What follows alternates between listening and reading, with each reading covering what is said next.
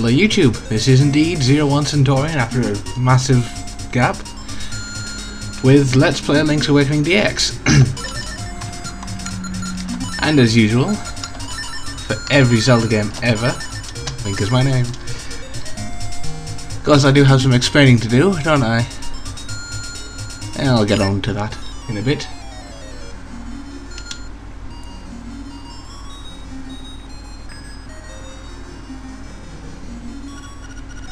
What a relief! I thought you'd never wake up. You were tossing and turning. What? Zelda? No, my name's Marin. You must still be feeling a little woozy. You are on Koholland Island. Yes, apparently Link has been shipwrecked on this island.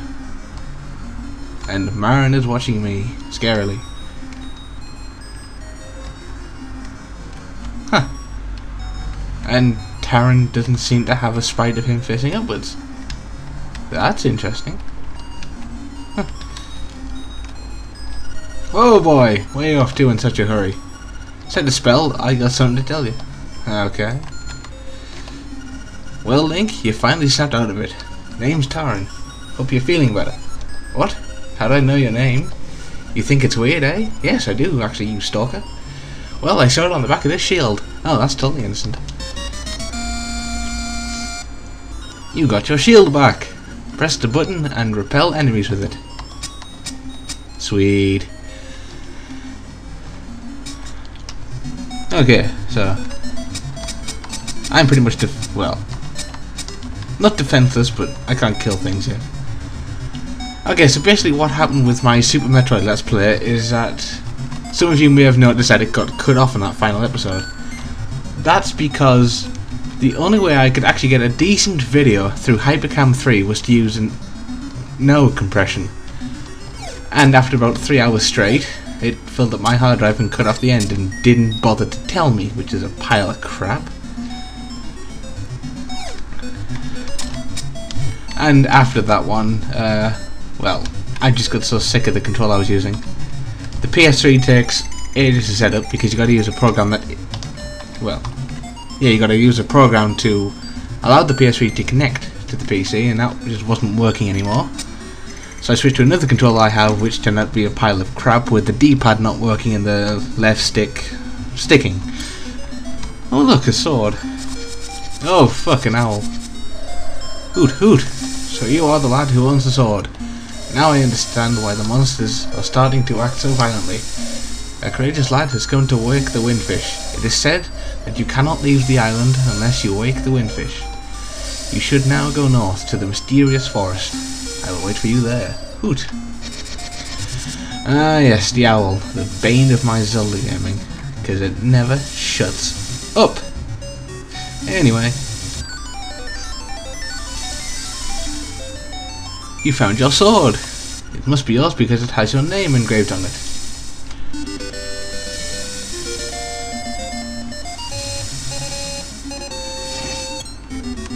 Woohoo! I can stab things now. Okay, so yeah, after the entire controller incident, I realised that I couldn't couldn't continue with my Super Metroid Let's Play because I just can't do it on a keyboard. I'm a controller man. Unless it's a first-person shooter or some other game that's actually designed for a PC, I just cannot play it with a keyboard. So until I get a controller replacement, I'm going to be playing some keyboardable games. Unfortunately, money is really tight at the moment, so I don't even know when I'm ever going to be able to buy another controller. So yeah, I figured I'd do Link's Awakening.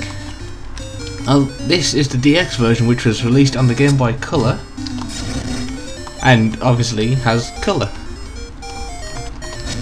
It also has a lot more added to it.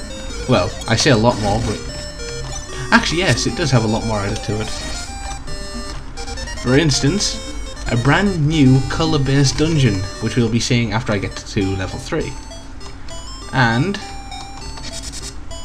in that dungeon there are 2 amazing power-ups that I will be covering later when I actually get there. Huh, I'm doing a reverse moonwalk, interesting. Down the hole! And we get our first heart piece. Yeah, so the DX version also features photo opportunities, which can be gained after the second dungeon. This is a fantastic game. I remember playing this about 5 hours at a time until my thumbs just got so sore. Hoot, ho brave lad on your quest to wake the dreamer. Welcome to the mysterious wood. Much of mystery you will find on this uncharted Koholland island. I'm afraid you may find it a trifle difficult to leave the island while the windfish naps. By the by, have you ever visited the Tail Cave, which is south of the village? Of course I haven't, I just woke up. Go there with the key you find in this forest. The windfish is watching. Hoot.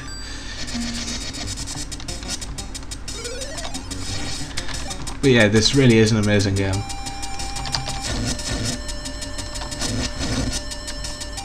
And here we have the first mini power-up, the Guardian Acorn. It will reduce the damage you take by half. Yep. Of course, you lose it if you get hit too many times or you go through a doorway, which kinda sucks.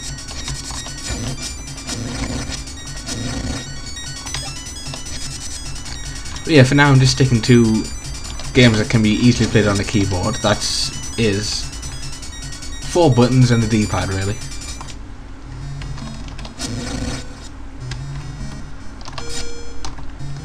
Yeah, I'll grab that.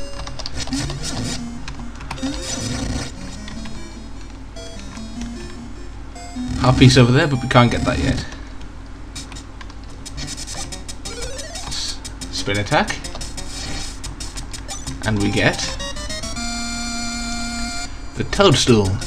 As you hold it over your head, a mellow aroma flows into your nostrils. And yes, as in every Zelda game, we cut the grass. It's interesting when you can spend most of the game just seriously just cutting lawns.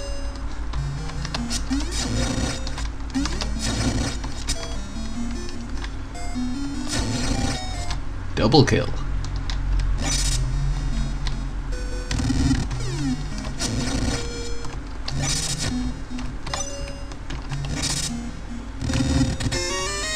You got 50 rupees. Very nice.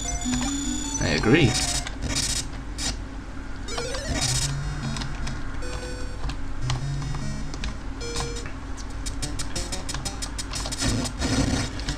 Another Guardian Acorn. They crop up far too often for my liking. And the first really challenging enemy, which I just killed. Okay, forget that then. They are a bit annoying to kill because you gotta do it in such a way that you avoid the shield and manage to hit them without being hit yourself. Yes, and these red ones like to split up. The little ones don't do anything damaging, but they do get under your feet and slow you down, which is really annoying when you're surrounded by a group of them because you also can't attack, which is a pain in the ass. Don't bother hitting that thing, it'll just electrocute you. And if you really want proof, okay,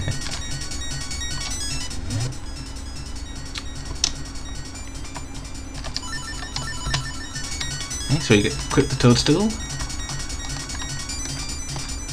Go into here and hold it above your head. Ah, it has a sleepy toadstool, it does. I mean, it now? Huh, Jesus. We'll mix it up something in a jiffy, we will. It's all ready, it is. Take care, as there's not much there. Why not try a bit in my hut? No thanks, I'm sure it works. You've got some magic powder, try sprinkling it on a variety of things.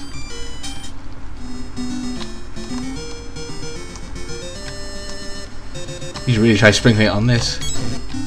Yeah, you still can't touch it, but whoa, it's weird.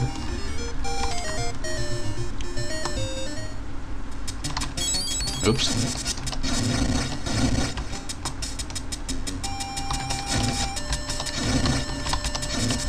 Ah, see? Got one under me.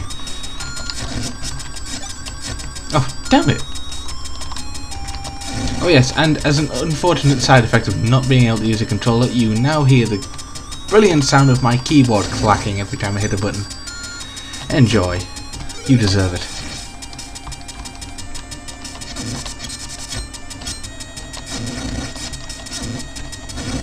Yeah, a good trick with that one was to just let it get close enough, and then you can usually hit it with your sword by literally going through it.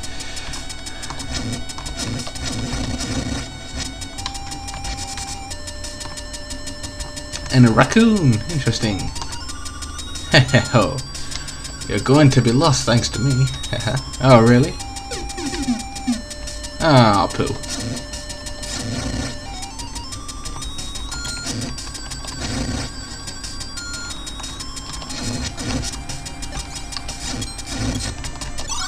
Another guardian icon. Yeah, these things just pop up all the time.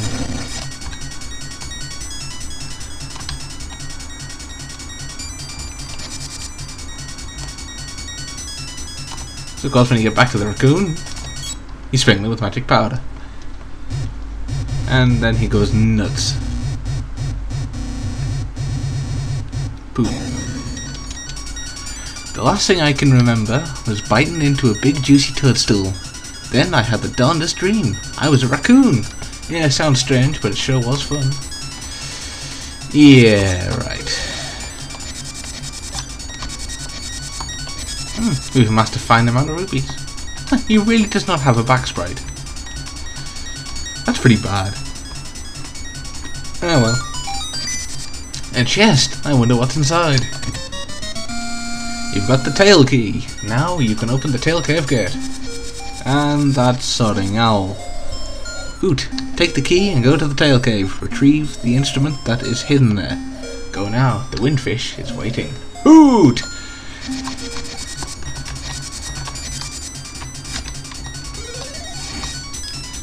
So, summer, how are you people liking the weather? Because it is far too hot.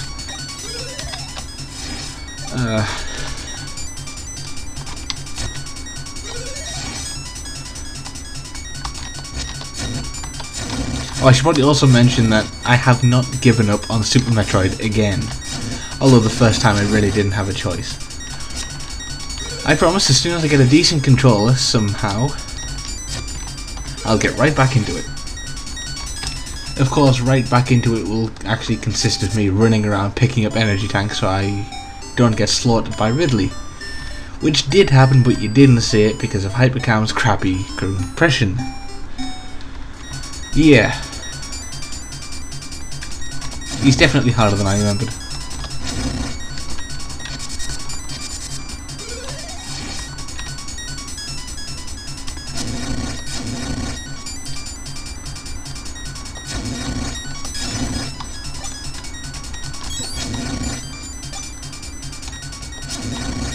Now, I was contemplating a 100% run for this, but I've never actually done that before, and I don't want to be reading a walkthrough at the same time as I'm doing this.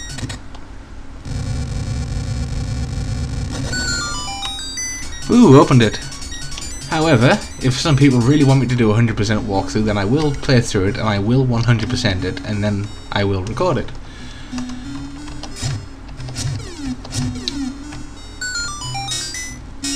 Yeah, the only way to kill those things is by knocking them into these black holes.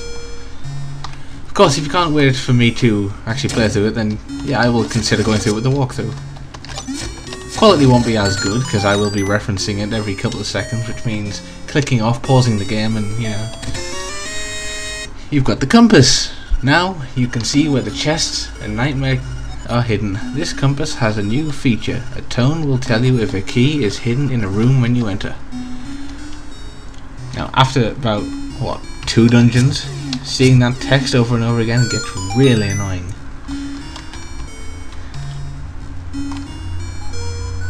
And that tone means there's a key in here.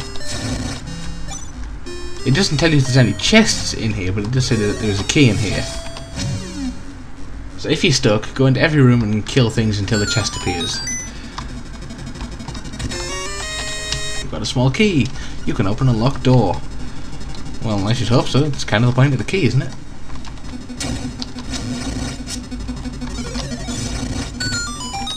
Aha, the Guardian icon. I'm not really that bothered by the Guardian Aircon, but I would much rather have the other mini power-up that you can get.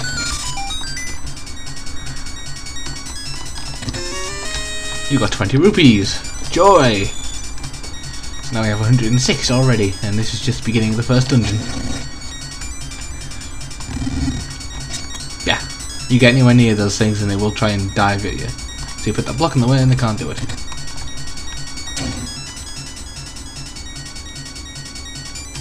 Obviously those things hurt you, otherwise they wouldn't look like electricity.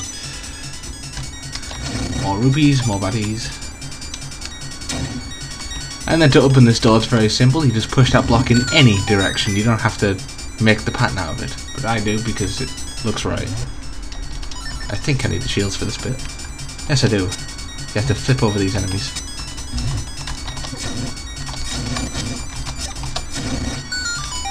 And stairs appear. And for some reason, Goombas appear. Oh, no. Yeah, I forgot you could kill them. I kept trying to jump on them. This is going well.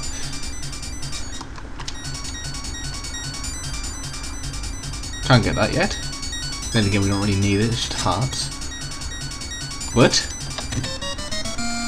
You've got the Rock's Feather. It feels like your body is a lot lighter. Yes, a Zelda game where you can actually voluntarily jump.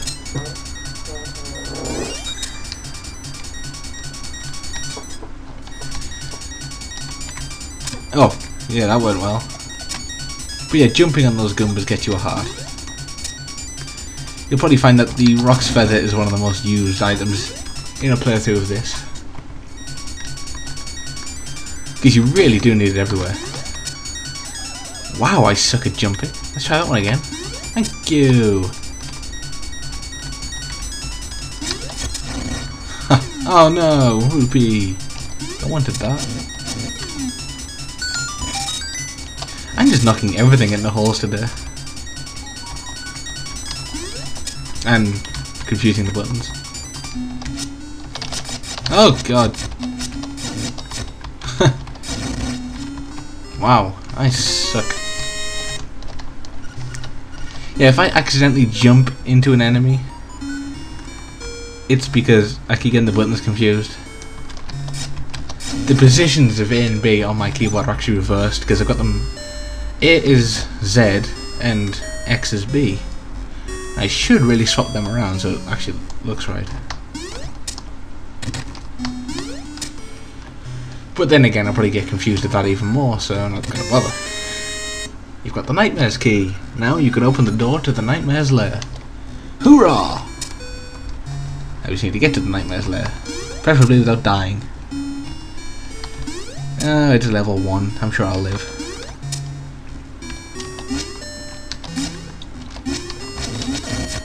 Yeah. Sometimes they jump out of the way of your sword, sometimes they try and jump into you. If the ones that jump out of the way of your sword, then try to strike them as they're landing. Now I'm not going to go into the room, well okay, as well.